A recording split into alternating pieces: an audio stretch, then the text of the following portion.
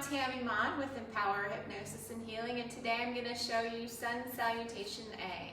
So to begin, you're in mountain pose, your palms are facing forward, slight bend in the knees, and your thighs are active here.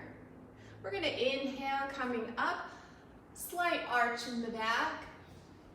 Exhale, bending forward at the waist, coming down as far as is comfortable for you. A slight bend in the knees is fine. You can touch the floor, you can grab your elbows, just hang your head and let your neck relax.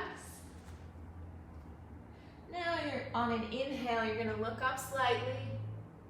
Exhale, step or jump back and going into chaturanga.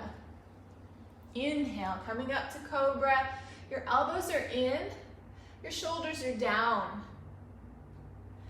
Exhale, coming into down dog now.